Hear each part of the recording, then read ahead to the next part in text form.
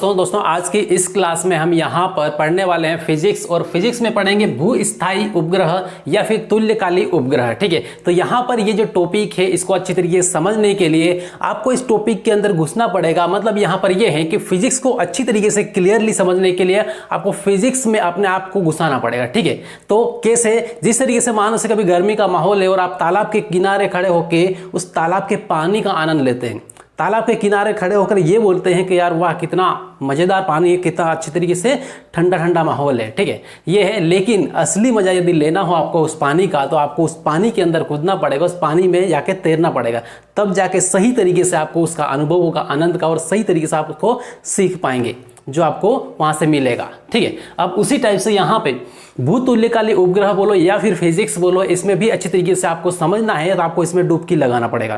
Clear है। दूसरी बात यहाँ पर यह है कि यदि आप किसी भी कॉम्पिटिटिव एग्जाम की तैयारी करो, अभी आरआरबी एएलपी के लिए मोस्ट इंपोर्टेंट टॉपिक ये वाला फिजिक्स, और उसके बाद एमपीपीएससी, और सबसे ज़्यादा मोस्ट इंपोर्टेंट किसके लिए है तो वो जेई और नीट के लिए। ठीक है, तो नीट और जेई वाले बहुत अच्छी तरीके से घोल के पी जाना इस क्लास को। ठीक है, क्योंकि आपके लिए काफ़ी इंपॉर्टेंट है।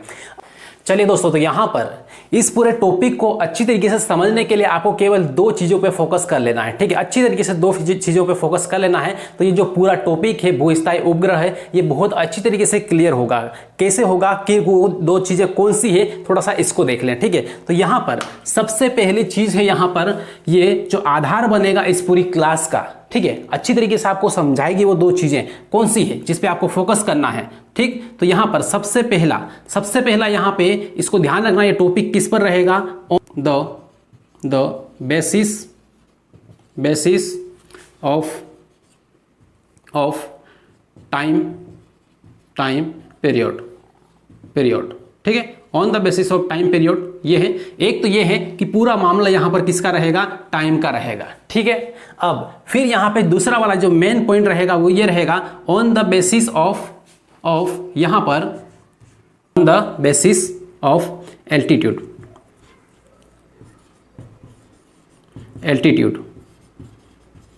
राइट, तो इतना यहाँ पे दो चीजें हैं जो आपके लिए मोस्ट इंपॉर्टेंट है, बस पूरा फोकस इस पे ही करना है। अब ये क्या है थोड़ा सा ये देख लो। ठीक है, तो यहाँ पे आपके पास एक तो पृथ्वी रहेगी और दूसरा क्या रहेगा, उपग्रह रहेगा। ठीक है, पृथ्वी रहेगी और उसका उपग्रह रहेगा। तो अब यहाँ पे क्या होता है कि टाइम पीरियड, मतलब यहाँ पर ये है कि पृथ्वी अपने अक्ष के चारों ओर घूमती है, ये आपको सभी को पता है, और दूसरा ये है कि ये सूर्य के चारों ओर भी घूमती है। ठीक, तो अब यहाँ पे हम सूर्य के चारों ओर नहीं घुमाना है, इसमें हमें यहाँ पर घुमाना है किसमें, उसके अक्ष के चारों ओर।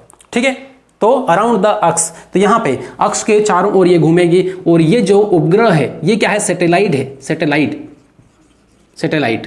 ठीक है, तो सैटेलाइट ये क्या करता है, इस तरीके से गोलाकार कक्षा में इस पृथ्वी के चारों ओर घूमता है। मतलब जो उपग्रह है, सैटेलाइट मतलब क्या है, उपग्रह है, तो उपग्रह पृथ्वी के चारों ओर, ग्रह के चारों ओर घूमता है। तो अब यहाँ पर क्या है कि घूमेगा तो इसको टाइम तो लगेगा। ठीक है, टाइम लगेगा।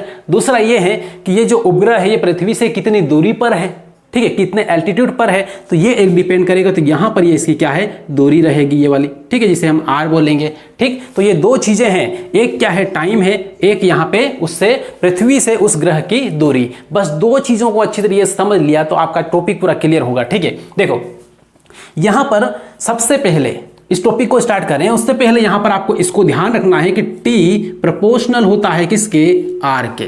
टी प्रोपोर्शनल होता है आर के, और केपलर ने जो नियम दिया था, केपलर का जो तीसरा नियम है वो ये कहता है कि टी स्क्वायर इज इक्वल ये प्रोपोर्शनल टू आर क्यूब। ठीक है, T square proportional to R cube. तो इस तरीके से यहाँ पे टी की पावर 2 आर की पावर 3 ये क्या है, प्रोपोर्शनल है। ठीक है, समानुपाती है। क्लियर।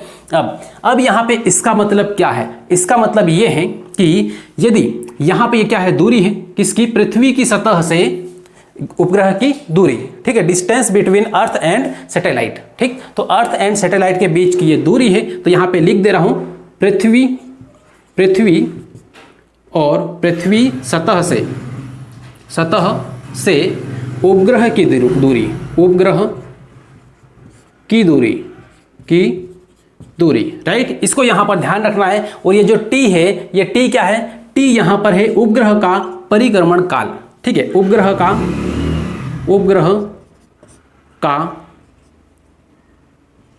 का परिक्रमण काल। परिक्रमण काल, मतलब यहाँ पे सिंपल है तो समय। कौन सा परिक्रमण काल कि इसको एक राउंड लगाने में कितना समय लगा, इसी को बोलेंगे सैटेलाइट का पीरियोडिक टाइम। ठीक, तो इस तरीके से यहाँ पे हुआ। अब यहाँ पे इनसे यहाँ पे क्या चीजें क्लियर होगी। ठीक, तो देखो यहाँ पे सबसे पहली बात, सबसे पहला और मोस्ट इंपॉर्टेंट पॉइंट है, कई बार परीक्षा में पूछा गया, वो ये है कि यदि पृथ्वी की सतह से उपग्रह का जो दूरी है वो बढ़ेगी तो टाइम बढ़ेगा या फिर घटेगा।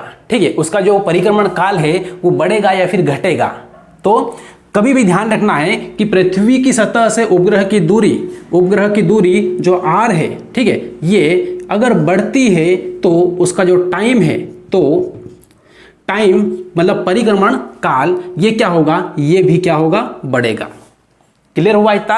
अगर यहाँ पे जो दूरी है, दूसरा यहाँ पे पॉइंट ये ले सकते हैं कि अगर यहाँ पे पृथ्वी की सतह से जो दूरी है वो यदि कम होती है तब क्या होगा, तो यहाँ पर इसका जो टाइम है, परिक्रमण काल का टाइम है, मतलब यहाँ पे घूमने में मान लो से कि अभी यहाँ पे ले रहा है कितना, अभी यहाँ पे 5 घंटे ले रहा है। ठीक है, 5 घंटे, ठीक है, 5 घंटे।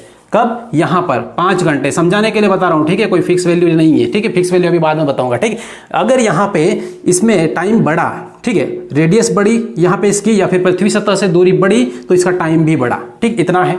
लेकिन अगर यहाँ पे कम हो गया, ठीक है, और यहाँ पे ये जो उपग्रह है यहाँ से यहाँ पे आ गया और इतनी दूरी पर यहाँ पर घूम रहा है, ठीक है, तो अब क्या है, पृथ्वी सतह से इसकी दूरी कम हो गई, ये वाली।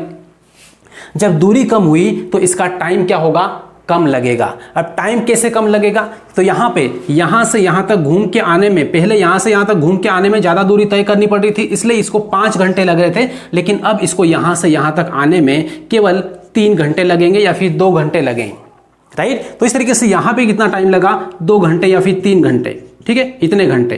राइट, ये है, मतलब यहाँ से इतना तो क्लियर होता है कि पृथ्वी की सतह से दूरी जैसे जैसे बढ़ेगी उस उपग्रह का परिक्रमण काल बढ़ेगा। ठीक है, पहला ये है।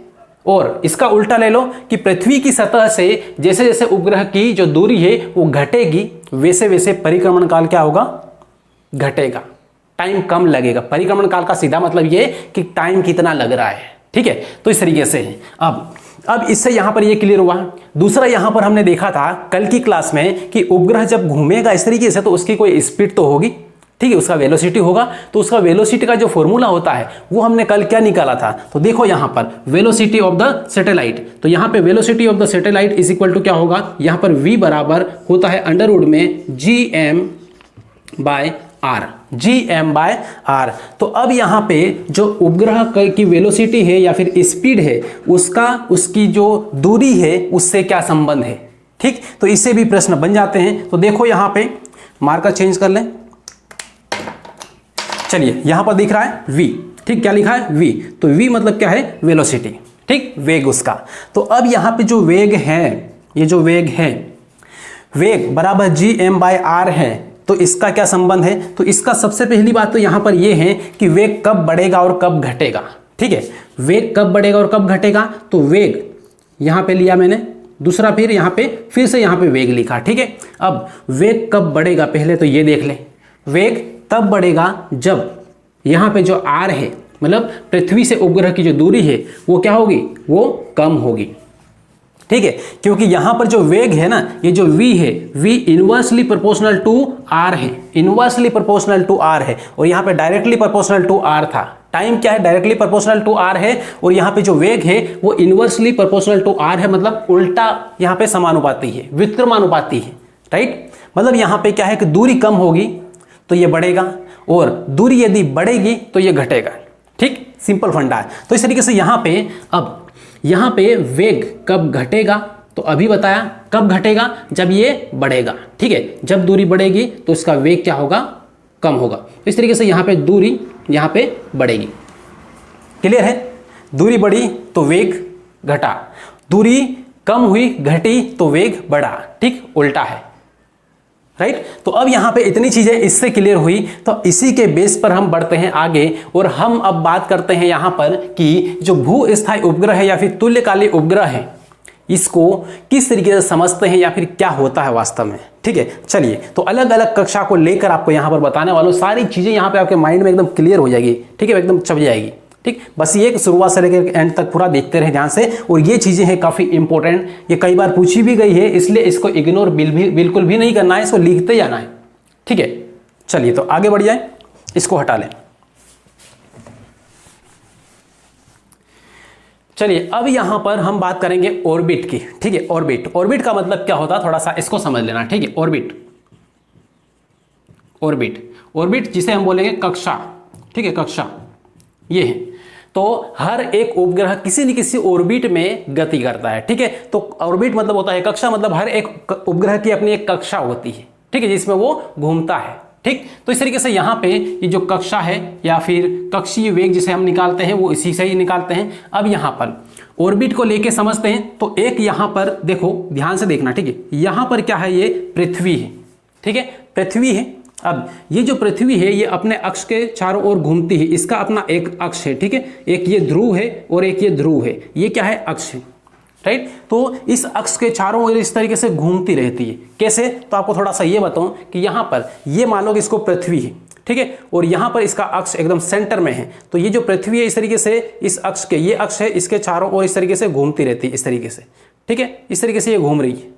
राइट, मतलब अपने अक्ष के चारों ओर परिक्रमण करती है। क्लियर है। तो अब इसके बाद में पृथ्वी से जैसे जैसे दूरी बढ़ेगी वैसे वैसे उसका जो ऑर्बिट है, उसकी कक्षाएं हैं वो बढ़ती जाएगी, अलग अलग होती जाएगी। ठीक है, जैसे यहां पर ले लो कि सबसे पहले इतनी दूरी पर यहां पर ये वाली एक कक्षा है, इसकी पृथ्वी की अपनी एक ये कक्षा है।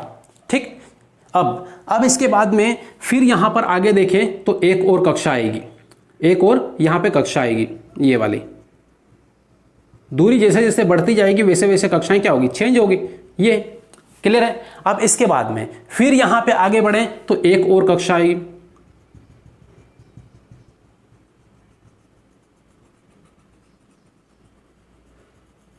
ये है। ठीक, अब यहां पे इसी से ही हम पूरा कंप्लीट कर लेंगे, पूरा अच्छी तरीके से समझ लेंगे। कैसे, तो देखो सबसे पहले यहां पर बीच में क्या है, अर्थ है। ठीक है, पृथ्वी है। ठीक, तो यहां पे पृथ्वी में लिख दे रहा हूं, पृथ्वी, और इसके चारों ओर उपग्रह। ये कौन से उपग्रह है, ये कृत्रिम उपग्रह है, मानव द्वारा निर्मित उपग्रह है। ठीक है, अभी चंद्रमा की बात नहीं कर रहे, पृथ्वी का एकमात्र ऐसा उपग्रह है जो प्राकृतिक है। चंद्रमा है वो काफी दूरी पर है, ये वो आसपास नहीं है। ठीक है, वो बहुत दूरी पे है, अभी बताऊंगा आपको। अब यहाँ पे कृत्रिम उपग्रह ही पृथ्वी के चारों ओर क्या करते हैं, राउंड लगा रहे हैं, अभी रात दिन वो घूमते रह रहे हैं।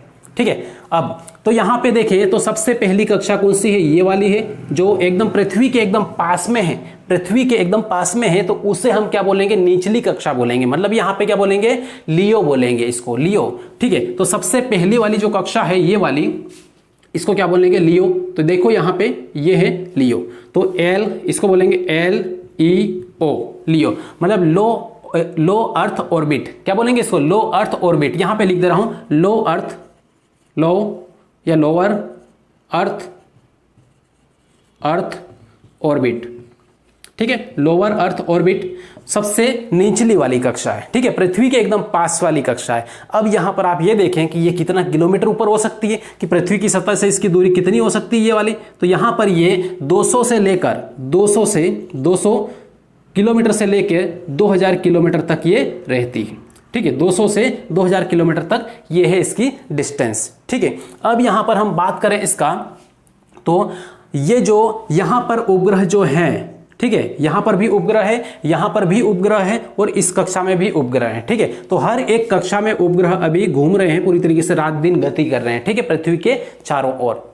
तो अब यहां पे ये देखें कि अगर इसकी जो हाइट है वो कितनी है, 200 से 2000 किलोमीटर तक, इतनी ऊंचाई पर ये उपग्रह है। ठीक है, सबसे निचली कक्षा है लेकिन इतना किलोमीटर है, अभी तो कुछ नहीं, अभी बहुत ऊपर जाएगा। ठीक है, तो इस तरीके से इतना किलोमीटर है। तो अब आपके सामने एक प्रश्न आता है कि यदि यहां पर जो उपग्रह है, ये वाला सैटेलाइट है, ये यहां से लेकर इस तरीके से एक राउंड पूरा लगाएगा तो कितना टाइम लगेगा। ठीक है, कितने टाइम में एक राउंड पूरा लगा लेगा पृथ्वी में। तो पृथ्वी के चारों ओर ये राउंड लगाएगा कितने, लगभग 1.5 जो टाइम लगेगा ना इसका, ये टाइम लगभग ये लगेगा 1.5 से 2 आवर, 2 घंटे। ठीक है, 1.5 से 2 घंटा इतना टाइम इसको लगेगा। क्लियर है। अब इसके बाद में फिर ये देखें कि ये जो पृथ्वी है, ये पृथ्वी अपने अक्ष के चारों ओर कितने घंटे में घूमती है, तो ये 24 घंटे में घूमती है। कितने? 24 घंटे में। तो पृथ्वी का जो टी है यहां पर लिख दे रहा हूं पृथ्वी के लिए, पृथ्वी के लिए टी मतलब होता है परिक्रमण काल, जो अपने अक्ष के चारों ओर घूमती है, वो टाइम टी बराबर कितना होता है 24 आवर। ठीक है, 24 आवर मतलब यहां पे 24 घंटे। ठीक, अब यहां पे आगे बढ़े तो अगली वाली जो कक्षा है ये वाली, ठीक है, यहां पे ये पृथ्वी से कितनी ऊंचाई पर रहेगी, तो ये यहां पर पृथ्वी से रहेगी। इसका पहले नाम लिख लो यहां पे, इसका नाम यहां पे दे दे रहा हूं, कहां पे, इधर थोड़ा सा नीचे की साइड लेंगे, इधर की साइड। ठीक, तो यहां से इधर की साइड ले रहा हूं इसको। ठीक, थोड़ा समझना इसको, ये वाले उपग्रह के लिए यहां पर लिख दे रहा हूं। तो पहले नंबर पे ये है जो लोअर अर्थ ऑर्बिट है, और दूसरे नंबर पे आ जाएगा यहां पर ये कौन सा, तो यहां पे मियो आ जाएगा। क्या आ जाएगा? MEO, मियो, लियो, मियो, और यहां पर आएगा अपना मेन जियो। क्लियर है। तो इस तरीके से यहां पे मियो का मतलब क्या है, थोड़ा इसको समझे। तो मियो का मतलब यहां पर है, M मतलब होता है मिडल अर्थ ऑर्बिट। ठीक है, मिडल अर्थ ऑर्बिट। ठीक है, तो यहां पे ये है मियो। ठीक, तो मियो है, मियो का फुल फॉर्म यहां पर मैंने लिखा है मिडल अर्थ ऑर्बिट, मतलब क्या है, मध्य वाली कक्षा, बीच वाली कक्षा, बीच वाला जो ऑर्बिट। ठीक है, अब यहां पे इसके बारे में थोड़ा सा देखें तो यदि इतने यहां से लेके यहां तक की जो दूरी है वो 200 से 2000 किलोमीटर के लगभग है। ठीक है, एकदम फिक्स तो नहीं है, लेकिन 200 से 2000 किलोमीटर के लगभग इतना है। अब इसके बाद में फिर अब यहां से यहां तक की अपन बात करें, ठीक है, यहां से यहां तक की, इस तीर के निशान को मैं यहां से हटा देता हूं और यहां लगा देता हूं। ठीक है, यहां पे तो ये है। अब यहां पे जो मियो है इसकी पृथ्वी सतह से दूरी कितनी होगी, तो स्वाभाविक है इससे तो ज्यादा ही होगी। कितनी होगी, तो यहां पे 2000 से कितना, यहां पे आएगा ये 36 किलोमीटर दूर। ठीक है, 36,000 किलोमीटर की ऊंचाई तक रहेगा ये वाला। ठीक है, ये लगभग है। ठीक है, फिक्स डाटा नहीं है। तो अब इस तरीके से यहां पे इतनी दूरी पर है, लेकिन यहां पे एवरेज हम माने, इसका एवरेज जो वैल्यू है वो यहां पर किताबों में आपको मिलेगी। एवरेज औसत ऊंचाई इसकी कितनी है, तो औसत है यहां पे 20,000 किलोमीटर इतनी है। ठीक, अब यहां पर क्या होगा, यहां पर हम बात करें कि अब ये जो उपग्रह है यहां पर, ठीक है, ये उपग्रह ये यहां से चलेगा, इस तरह जाएगा, ऐसे जाएगा और घूमकर वापस यहां पर आएगा। ठीक है, वापस यहां पर आएगा ये वाला।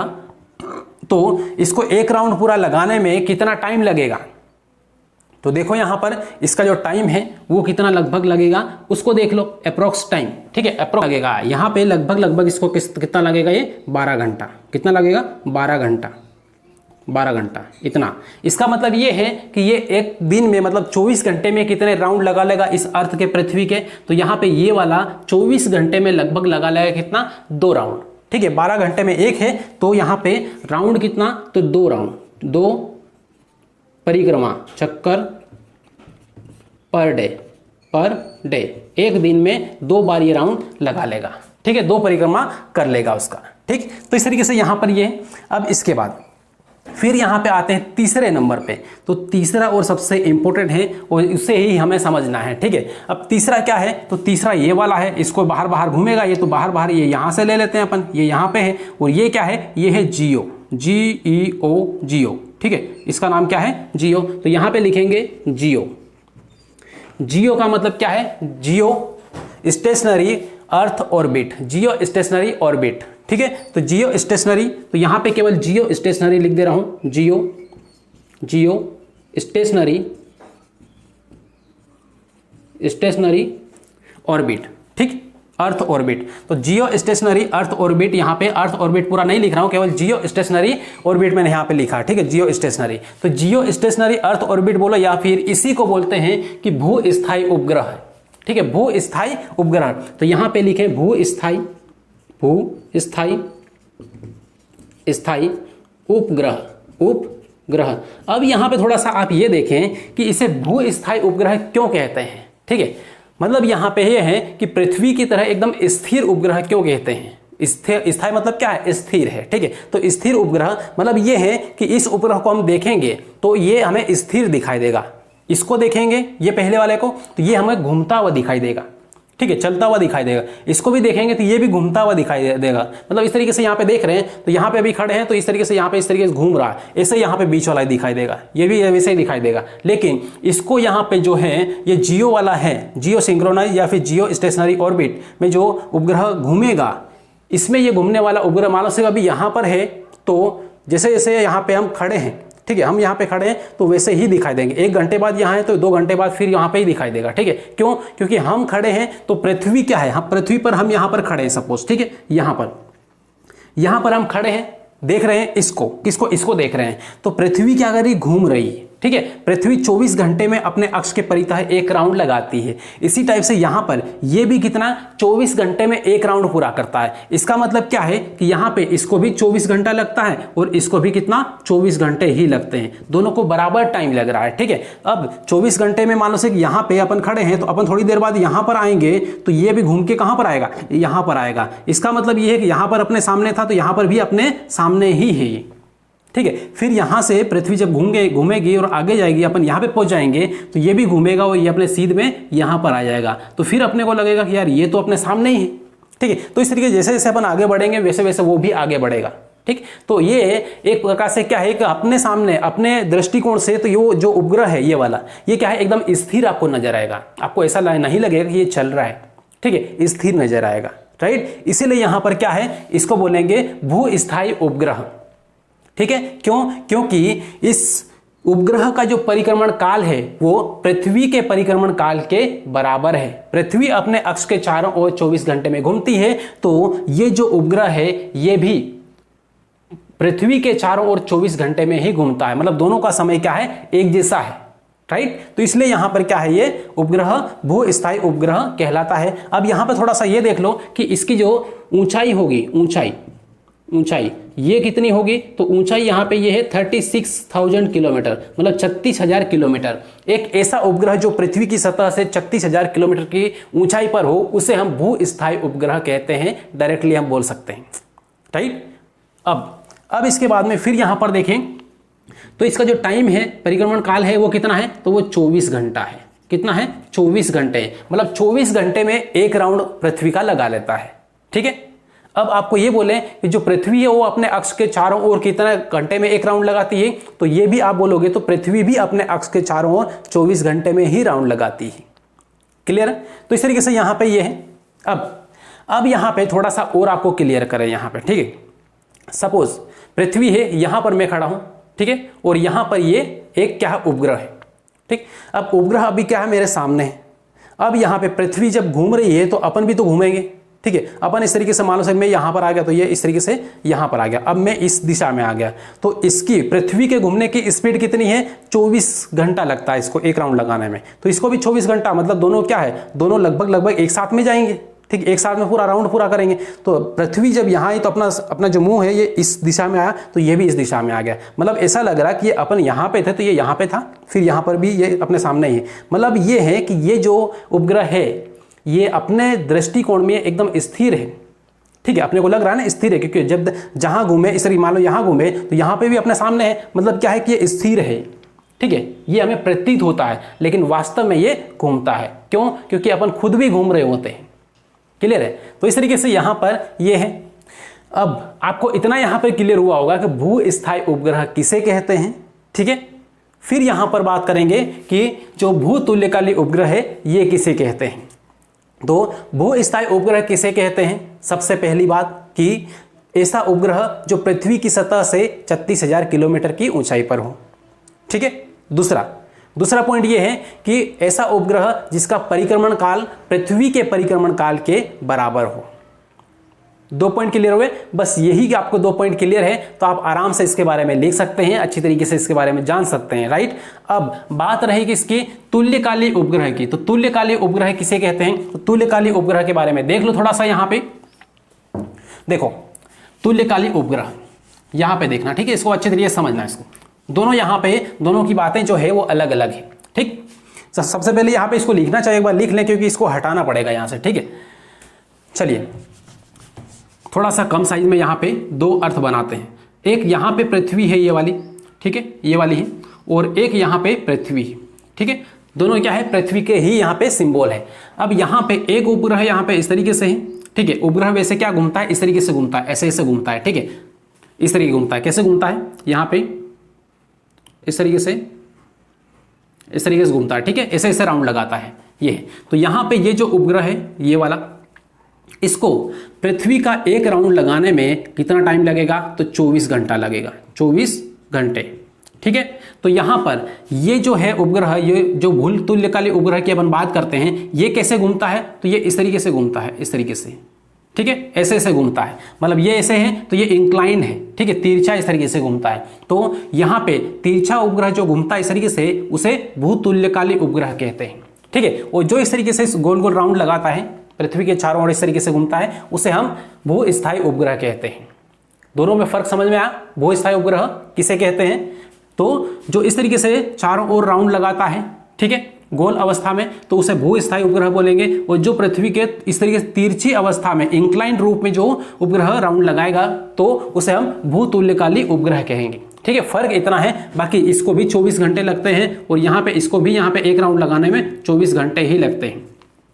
ये यहाँ पर पृथ्वी से कितना 36,000 मतलब 36,000 किलोमीटर की ऊंचाई पर है। कौन सा, ये वाला, तो ये वाला भी पृथ्वी से 36,000 किलोमीटर की ऊंचाई पर ही है, ठीक है। दोनों की ऊंचाई बराबर है, दोनों को टाइम भी बराबर लग रहा है, बस ये है कि उनका घूमने का तरीका अलग है, ठीक है। वो एक इस तरीके से घूम रहा है तो उसे हम भूस्थायी उपग्रह कह दे रहे हैं, और एक इस तरीके से घूम रहा है थोड़ा सा इस तरीके से, तो वो क्या है, ये वाला, ये भूतुल्यकालिक उपग्रह है।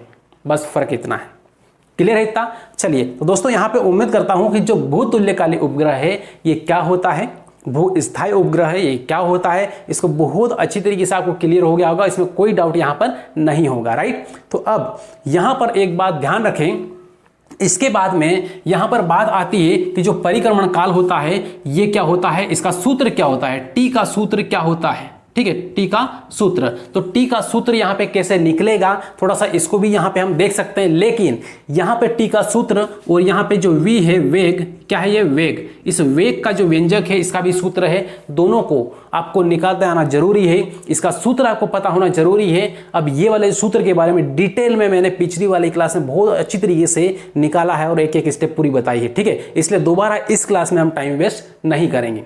यदि इनके बारे में डिटेल में आपको जानना है, अच्छी तरीके से समझना है, तो आपको एक कदम पीछे जाना होगा, मतलब इस वीडियो से पहले वाला वीडियो आपको देख लेना है, तो आपका सारा डाटा पूरा क्लियर होगा, बहुत अच्छी तरीके से समझ में आ जाएगा, और वो क्लास इस क्लास से पूरी जुड़ी हुई है, क्लियर है। तो दोस्तों उम्मीद करता हूं कि सारी चीजें आपको क्लियर हुई होगी इसमें, और कहीं से कहीं तक कोई डाउट नहीं होगा।